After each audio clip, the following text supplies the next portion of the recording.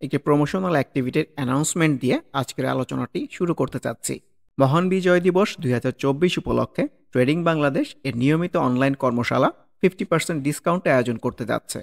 অফারটি এই প্রমোশন চলাকালীন সময়ের জন্য প্রযোজ্য হবে, অর্থাৎ যারা শুধুমাত্র ১৬ই ডিসেম্বর ২০২৪ এর মধ্যে রেজিস্ট্রেশন সম্পন্ন করবেন তারা এই সুযোগটি উপভোগ করতে পারবেন। আরও একটু জানিয়ে রাখি, পহেলা জানুয়ারি ২০২৫ থেকে ট্রেডিং বাংলাদেশের অনলাইন কর্মশালার ফি বৃদ্ধি পেতে যাচ্ছে। বর্তমান বিদ্যমান ফির সাথে ডিসকাউন্টেড প্রাইসে কর্মশালায় অংশগ্রহণের এটি এবছরের জন্য শেষ সুযোগ হতে যাচ্ছে। পরবর্তীতে সেশনে অংশগ্রহণে আগ্রহী হলেও হ্রাসকৃত প্রাইস পেতে প্রমোশন চলাকালীন সময় রেজিস্ট্রেশন সম্পন্ন করে রাখতে পারেন। বলাই বাহুল্য, আসন সংখ্যা সীমিত এবং আগে আসলে আগে পাবেন ভিত্তিতে গণ্য করা হবে। এই সংক্রান্ত বিস্তারিত জানতে স্ক্রিনে প্রদত্ত হোয়াটসঅ্যাপ নম্বরে যোগাযোগ করতে পারেন। আসসালামু আলাইকুম, আমি মোহাম্মদ শামিউর রহমান, ট্রেডিং বাংলাদেশ থেকে। আশা করি সবাই ভালো আছেন। প্রথমেই বলতে চাই, ট্রেডিং বাংলাদেশ ছোট পরিসরে দুইটি কার্যক্রমের সাথে যুক্ত আছে। একটি অনলাইন ওয়ার্কশপ সার্ভিস, অন্যটি স্টক সাজেশন।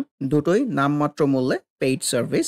২ ঘন্টার মাত্র ২টি সেশনের মাধ্যমে এই ওয়ার্কশপটি ডিজাইন করা হয়েছে। স্টক প্রাইজের বেসিক ক্যারেক্টারিস্টিক্স এবং কিছু ইফেক্টিভ স্ট্র্যাটেজির কম্বিনেশন করে এই ওয়ার্কশপগুলো ডিজাইন করা।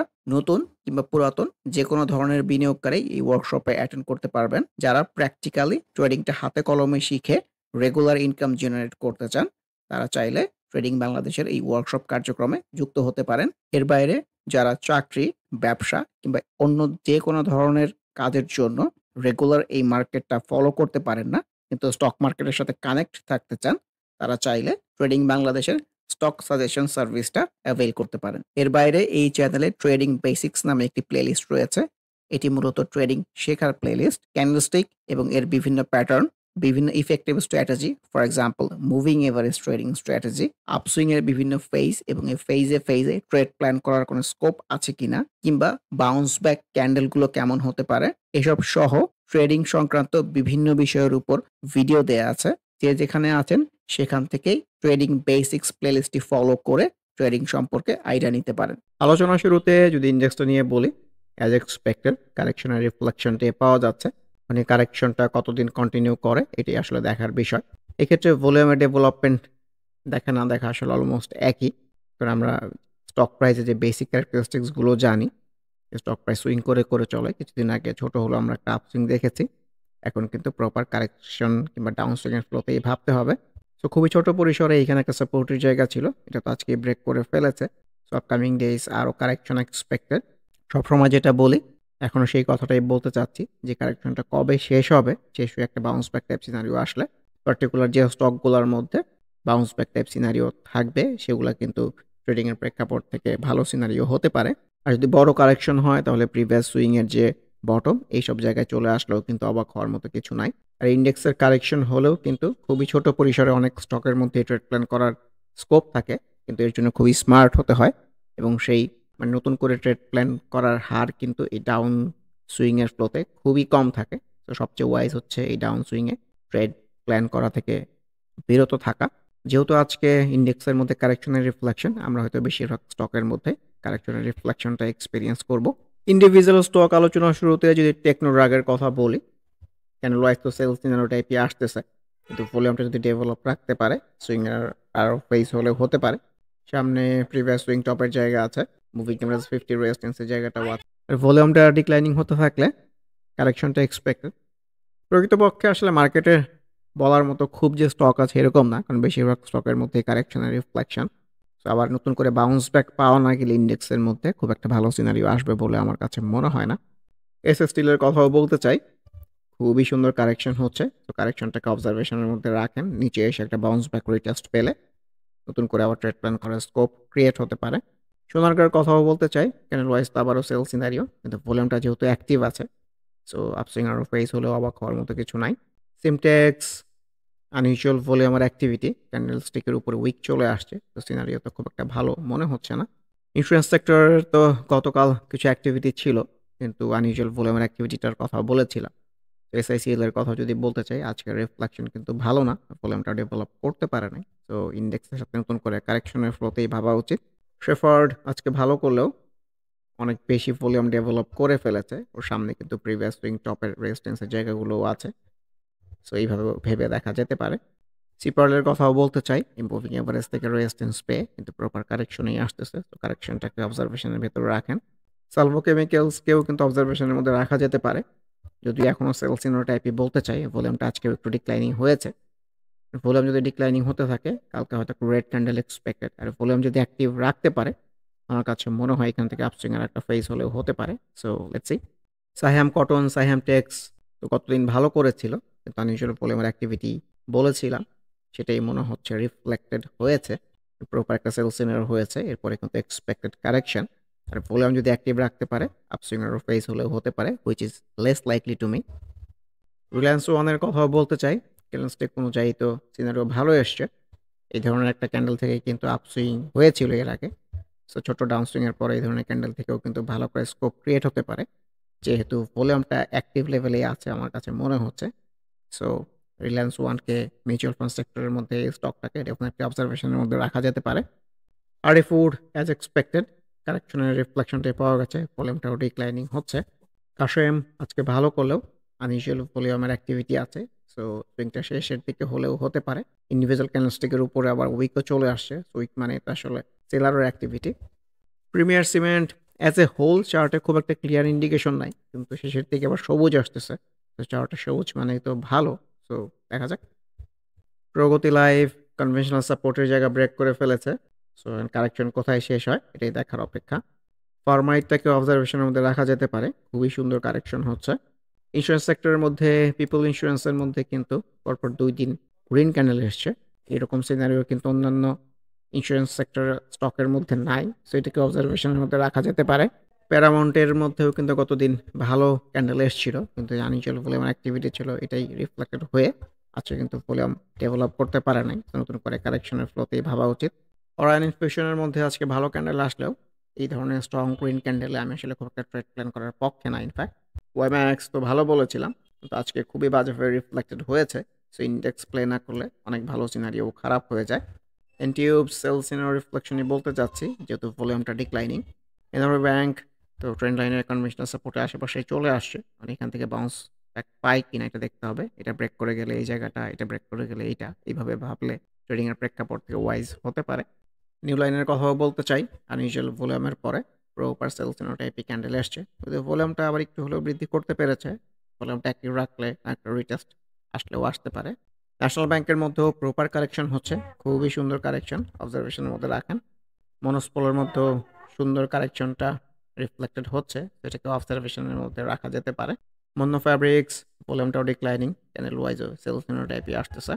মিরাকল তো আজকেও ভালো করেছে, কিন্তু মুভিং এভারেজ থেকে দূরে, খুব একটা সেফ ট্রেড প্ল্যান করার জায়গা না আমার কাছে। ইনফ্যাক্ট ভলিউম অ্যাক্টিভ থাকলে অনেক কিছুই হতে পারে। সো এটাই দেখতে চাই এই আপসুইংটা আসলে ফাইনালি কোথায় গিয়ে শেষ হয়। মিলিয়ন ব্যাংক তো খুবই বাজেভাবে রিফ্লেক্টেড হয়েছে আজকে। এর আগেও মেনশন করেছিলাম, এরকম ট্রিপল টপ হলে কিন্তু কিংবা ডাবল টপ হলে কিন্তু এটা কারেকশন হয়। তার রিফ্লেকশনটাই কিন্তু পাওয়া গেছে, তার মধ্যে আজকে খুবই বাজেভাবে রিফ্লেক্টেড হয়েছে। সো এটাই দেখতে চাই ওর এই নিম্নগামী প্রবণতা কোথায় গিয়ে শেষ হয়। মেট্রো ক্যান্ডেল গ্রিন আসলেও আনইউজুয়াল বলে আমার অ্যাক্টিভিটিটাও হতে পারে। ইন্স্যুরেন্স সেক্টরের মধ্যে মেঘনা ইন্স্যুরেন্সের রিফ্লেকশনও কিন্তু ভালো না, আজকে দেখেন ভলিউমটা ডেভেলপ করতে পারে নাই। আনইউজুয়াল ভলিউমটাই রিফ্লেক্টেড হচ্ছে। সো নতুন করে আবার কারেকশনের ফ্লোতেই ভাবা উচিত। লাভেলও তো অনেকদিন পরে গ্রিন ক্যান্ডেল জেনারেট করতে পেরেছে, তো আমার কাছে খুব একটা ডিসাইসিভ মনে হচ্ছে না, দেখা যাক। লঙ্কা বাংলা ফাইন্যান্স যেমন এক্সপেকটেশন রাখতেছিলাম যে কনভেনশনাল রিসেন্ট টাইম যে একটা সাপোর্টের জায়গা আছে ট্রেন্ড লাইনে, সেটাও ব্রেক করে ফেলবে আজকে, কিন্তু প্রপার ব্রেক করে নিচে চলে আসছে। সেই নিম্নগামী প্রবণতা কোথায় গিয়ে শেষ হয় এটাই দেখতে চাই। খান ব্রাদার্স অ্যাজ এক্সপেক্টেড কারেকশনের ফ্লোর মধ্যেই আছে। ইন্স্যুরেন্স সেক্টরে গতকাল যেমন বলতেছিলাম একটু একটা অফারেড বাউন্স ব্যাক হতে পারে, কিন্তু আনইউজুয়াল ভলিউম চলে আসছে, কতটুকু প্লে করবে আজকে কিন্তু খুবই বাজে রিফ্লেকশন দেখিয়েছে। সো নতুন করে আবার কারেকশনের ফ্লোতে ভাবা উচিত। আইটিসির মধ্যেও সুন্দর কারেকশন হচ্ছে, অবজারভেশনের ভেতরে রাখেন। ইনফ্যাক্ট পুরো আইটি সেক্টরেই সুন্দর কারেকশন হচ্ছে, প্রতিটা স্টককে অবজারভেশনের ভেতরে রাখা যেতে পারে। রিসেন্ট টাইমস যে কয়েকটা স্টকের মধ্যে খুবই সুন্দর কারেকশন হচ্ছে, তার মধ্যে কিন্তু ইসলামী ব্যাংক অন্যতম। খুবই সুন্দর ভেজাল ছাড়া কারেকশন হচ্ছে, ছবির মতো কারেকশন হচ্ছে, ভলিউমটা আস্তে আস্তে ডেভেলপ করতে চাচ্ছে। সো অবজারভেশনের মধ্যে রাখা যেতেই পারে, প্রপার একটা বাউন্স ব্যাক পেলে, রিটেস্ট পেলে এটাই কিন্তু ছোট পরিসরে ছোট আপসুইং এর জন্য সুন্দর ট্রেড প্ল্যান করার জায়গা হবে। এখনকার কারেকশনই কিন্তু আগামী দিনের প্রফিট।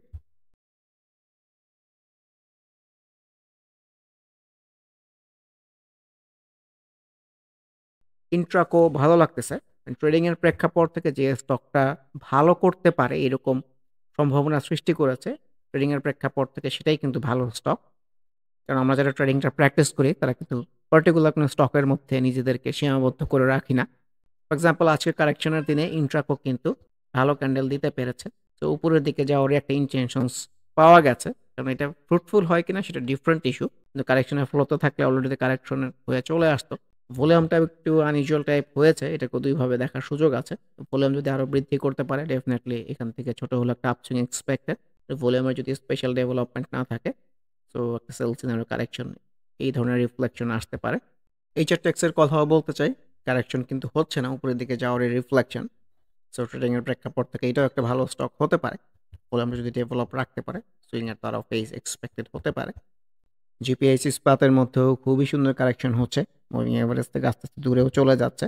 তো আমরা তো এটা জানি যে মুভিং এভারেজ থেকে যতই দূরে চলে যায় একটা বাউন্স ব্যাক পেলে কিন্তু মুভিং এভারেজ পর্যন্তই আর একটা প্রফিটের জায়গা হতে পারে। তো অবজারভেশনের মধ্যে রাখা যেতে পারে। আমি আসলে স্টক প্রাইসের যে বেসিক ক্যারেক্টারিস্টিক্সগুলোর কথা বলতে চাই বারে বারে, যে নেক্সটেলের মধ্যে তার ছবির মতো রিফ্লেকশন আছে। ফর এক্সাম্পল এখানেও সুইংটা উপরের দিকে গেছে, ভলিউমটাও গ্র্যাজুয়ালি ইমপ্রুভ করেছে। এই যে ডাউন সুইং এর মধ্যে ভলিউমটাও ডিক্লাইনিং হয়েছে, সেম বিষয়টা কিন্তু আবার এই আপ সুইংয়েও রিপিট হয়েছে। সুইংটাও উপরের দিকে গেছে, ভলিউমটাও গ্র্যাজুয়ালি ইমপ্রুভ করেছে। ফাইনালি সেল সিনার হয়ে যে সুইংটা নিচের দিকে আসতেছে, ভলিউমটাও কিন্তু গ্র্যাজুয়ালি ডিক্লাইনিং হচ্ছে। সো একদম বেসিক ক্যারেক্টারিস্টিক্স এর মধ্যেই আছে, ছবির মতো সবকিছুই হচ্ছে। তো কারেকশনটা সুন্দর হচ্ছে, নিচে এসে একটা বাউন্স ব্যাক পাওয়া গেলে এটাই কিন্তু নতুন করে ট্রেড প্ল্যান করার জায়গা হতে পারে। লো পেডের মধ্যে জেমিনি সি ফুডটাকে অবজারভেশনের ভেতরে রাখা যেতে পারে। মানে এই যে ডাউন সুইং হয়েছিল তখনও বলেছিলাম নিচে এসে একটা বাউন্স ব্যাক পাওয়া গেলে কিন্তু খুবই সুন্দর ট্রেড প্ল্যান করার জায়গা হবে। তারপর থেকে কিন্তু ইন্ডেক্সের রিফ্লেকশনটাও ছিল, প্রপার একটা আপসুইং কিন্তু জেনারেট করতে পেরেছে। তারপর থেকে কিন্তু ডাউন সুইং এর ফ্লোতেই আছে। তো আবার ভালো কারেকশনের দিকে যাচ্ছে আমার কাছে মনে হচ্ছে। তো কারেকশনটাকে অবজারভেশনের মধ্যে রাখেন। এক্সিম ব্যাংকের কথা বলতে চাই, মুভমেন্ট কিন্তু কিংবা ফ্লো ট্রেন্ড যাই বলি উপরের দিকে, সামনে মুভিং এভারেজ 50 একটা রেজিস্ট্যান্স জায়গারও হতে পারে। তো ভলিউমটাও লক্ষণীয়। ইটিএল এর কথাও বলতে চাই, আজকে এই যে ভলিউমটা ডেভেলপ করতে পারে নাই, এটি আনইউজুয়াল ভলিউম হয়ে গেছে। তো কারেকশনের রিফ্লেকশনটাই কিন্তু পাওয়া গেছে। ডিএসএসএল এর কথাও বলতে চাই, কারেকশনের রিফ্লেকশনটা কিন্তু পাওয়া গেছে। যদিও ভলিউমটা অ্যাক্টিভ আছে, তো কারেকশন যদি হয়, তো মুভিং এভারেজের উপরে যেহেতু এই নিচে এসে যদি এইসব জায়গা থেকে একটা বাউন্স ব্যাক পাওয়া যায়, ইন্ডেক্সের কারেকশনটাও যদি হয়, এটাই কিন্তু নতুন করে ট্রেড প্ল্যান করার জায়গা হবে। কিন্তু বর্তমান যে সিনারিও মুভিং এভারেজ থেকে দূরে কখনোই সেফ ট্রেড প্ল্যান করার জায়গা না। ডোরিন পাওয়ার এই হাফ হার্টেড বাউন্স ব্যাকের তো ভালো রিফ্লেকশন দেখাতে পারে নাই, তো কারেকশনটা এক্সপেক্টেড। ডেস্কোর মধ্যে আনইউজুয়াল ভলিউমের অ্যাক্টিভিটিটাই রিফ্লেক্টেড হয়েছে। ক্রিস্টালের কথা বলতে চাই, আজকে ভলিউম ডেভেলপমেন্ট নাই, ক্যান্ডেল ওয়াইজও সিনারিও ভালো না, নতুন করে কারেকশনের ফ্লো। বেক্সপার্মা ক্যান্ডেল ওয়াইজ সেলসিনো টাইপ আসলেও যেহেতু ভলিউমটা অ্যাক্টিভ আছে, সো আপসুইংয়ের ফেজ হলেও হতে পারে, তো অবজারভেশনের মধ্যে রাখা যেতে পারে। বাংলাদেশ সাবমেরিন কেবলস ডেফিনেটলি অবজারভেশনের মধ্যে রাখা যেতে পারে, যেহেতু কারেকশন হচ্ছে না, মুভিং এভারেজ ঘেসে ঘেসেই কিন্তু একটা ফ্লোর মধ্যে আছে। সো এরকম মুভিং এভারেজ ঘেসে ঘেসে থাকলে ইন্ডেক্স প্লে করলে এখান থেকে ছোট হলেও কিন্তু একটা আপসুইং হতে পারে। বিচেচোরিস রিসেন্ট টাইম যদি বলি, এই প্রথমবার মুভিং এভারেজ 20 নিচে চলে আসছে, সিনারিও তো ভালো না। বিবিএস কেবলসের কথা বলতে চাই, ক্যান্ডেল ওয়াইজ সিনারিও ভালো না আসলে ভলিউমটা কিন্তু ডেভেলপ করতে চাচ্ছে। ভলিউমের অ্যাক্টিভিটি থাকলে আপসুইংয়ের ফেস হলেও হতে পারে। এশিয়াটিক ল্যাবের কথা বলতে চাই, শুরুর দিকে যেটা মেনশন করেছিলাম যে ট্রেডিংয়ের প্রেক্ষাপট থেকে যে স্টক ভালো করতেছে এবং ভালো করার সম্ভাবনা সৃষ্টি হয়েছে, সেটাই কিন্তু ট্রেডিংয়ের প্রেক্ষাপট থেকে ভালো স্টক। তো এশিয়াটিক ল্যাবের মধ্যে কিন্তু কারেকশনের দিনে উপরের দিকে যাওয়ার রিফ্লেকশন, ভলিউমটা খুবই সুন্দর ডেভেলপ করার চেষ্টা করতেছে, looks very good to me. So এটাকে অবজারভেশনের মধ্যে রাখা ডেফিনেটলি যেতেই পারে। আর গন্ডানিম ক্যান্ডেল ওয়াইজ তো সেলসিনো টাইপ এসছে, ভলিউম অ্যাক্টিভ রাখলে আপসুইংয়ের ফেস হলেও হতে পারে। আলিফের মধ্যেও একটু হাফ হার্টেড সিনারিও বলতে চাই, যেহেতু ভলিউমটা অ্যাক্টিভ আছে, তো ভলিউম অ্যাক্টিভ থাকলে যে কোনো কিছুই আসলে হতে পারে। আলহাস্টেক্স ক্যান্ডেল ওয়াইজ কিন্তু ভালো আসতেছে, একটা ছোট্ট ডাউন সুইং এর পরে ক্যান্ডেল ওয়াইজ ভালো এসছে, ভলিউম অ্যাক্টিভিটি রাখতে পারলে এখান থেকে কিন্তু প্রপার একটা আপসুইং হতে পারে। অ্যাক্টিভ ফাইন চার্টে সবুজ আসতেছে, তো চার্টে সবুজ মানে তো ভালো, অবজারভেশনের ভেতরে রাখেন। এসি এর আজকের রিফ্লেকশন ভালো না, ভলিউমটা ডেভেলপ করতে পারে নাই, সো এটাকেই নতুন করে কারেকশনের ফ্লোতেই ভাবা উচিত। এসএফএল এর উপরেও তো বড় উইক চলে আসছে, আনইউজুয়াল ভলিউমের অ্যাক্টিভিটি হলেও হতে পারে। ফার্স্ট প্রাইম প্রপার কারেকশনটা রিফ্লেক্টেড হচ্ছে, সেখানে কিন্তু ভলিউমটা খুবই সুন্দর অ্যাক্টিভ আছে, ভলিউমের অ্যাক্টিভিটি দিয়ে কিচ্ছু যায় আসে না যদি প্রাইস কমতে থাকে। সো আনকনভেনশনাল সাপোর্ট এইসব জায়গায় এসে একটু স্টেবল হয় কিনা এই দেখার বিষয়। পরিশেষে ইন্ডেক্সের ডে চার্ট নিয়ে যদি আরেকটু বলতে চাই, যে একজন দেখলাম কমেন্ট করেছে যে আমার এই চ্যানেলে কারেকশন ছাড়া আর কিছুই নাই। ঠিকই বলেছেন। মার্কেট যখন যে ফ্লোতে থাকে, মার্কেটটাকে রিপ্রেজেন্ট করা ট্রেডিং বাংলাদেশের মূল উদ্দেশ্য। তো এখান থেকে তো বলে আসতেছি রিসেন্ট টাইমস যদি বলি যে কারেকশন এক্সপেক্টেড, তো কারেকশনটা রিফ্লেক্টেড হচ্ছে। এখন আমি বলতেছি এই জন্য হচ্ছে না, মার্কেটের ফ্লো অনুযায়ী হচ্ছে। আর এই যে এখান থেকে কারেকশন শুরু হয়েছে, এর মধ্যে আপনি যদি খুব স্মার্ট না হন, খুব ভালো যে ইনকাম জেনারেট করতে পেরেছেন আমার কাছে তো মনে হয় না। ইনকাম জেনারেশনটা তো আসলে মার্কেটকে অফার করতে হবে। মার্কেটের মধ্যে যদি ভালো ইনকাম জেনারেট করার স্কোপ না থাকে, আমি আপনি সারাদিন কান্নাকাটি করেও লাভ নাই। সো ডাউন সুইংয়ের মধ্যে একটু ওয়েট করতে হয় প্রপার একটা বাউন্স ব্যাকের জন্য। আর আপনি যদি খুবই স্মার্ট হন, ডাউন সুইং থেকে ইনকাম জেনারেট করতে পারেন, তাহলে তো আসলে এই চ্যানেল, এই ভিডিও কোনো কিছুই আপনার জন্য না। কারণ আপনি যথেষ্ট স্মার্ট, যে কোনো পরিস্থিতি থেকেই আসলে ইনকামটা জেনারেট করতে পারেন। সো ইন্ডেক্সের এই ডাউন সুইংয়ের ফ্লো কাটিয়ে অচিরে একটা বাউন্স ব্যাক পেয়ে ইন্ডেক্সটা একটা পজিটিভ ধারায় যাবে, এই আশাবাদ ব্যক্ত করে আজকের ডিসকাশনটি শেষ করতে চাচ্ছি। আবারও মনে করিয়ে দিতে চাই, মহান বিজয় দিবস 2024 উপলক্ষে ট্রেডিং বাংলাদেশ এর নিয়মিত অনলাইন কর্মশালা 50% ডিসকাউন্টে আয়োজন করতে যাচ্ছে। অফারটি এই প্রমোশন চলাকালীন সময়ের জন্য প্রযোজ্য হবে, অর্থাৎ যারা শুধুমাত্র 16 ডিসেম্বর 2024 এর মধ্যে রেজিস্ট্রেশন সম্পন্ন করবেন, তারা এই সুযোগটি উপভোগ করতে পারবেন। আরও একটু জানিয়ে রাখি, 1 জানুয়ারি 2025 থেকে ট্রেডিং বাংলাদেশের অনলাইন কর্মশালার ফি বৃদ্ধি পেতে যাচ্ছে। বর্তমান বিদ্যমান ফির সাথে ডিসকাউন্টেড প্রাইসে কর্মশালায় অংশগ্রহণের এটি এবছরের জন্য শেষ সুযোগ হতে যাচ্ছে। পরবর্তীতে সেশনে অংশগ্রহণে আগ্রহী হলেও হ্রাসকৃত প্রাইস পেতে প্রমোশন চলাকালীন সময় রেজিস্ট্রেশন সম্পন্ন করে রাখতে পারেন। বলাই বাহুল্য, আসন সংখ্যা সীমিত এবং আগে আসলে আগে পাবেন ভিত্তিতে গণ্য করা হবে। এই সংক্রান্ত বিস্তারিত জানতে স্ক্রিনে প্রদত্ত হোয়াটসঅ্যাপ নম্বরে যোগাযোগ করতে পারেন।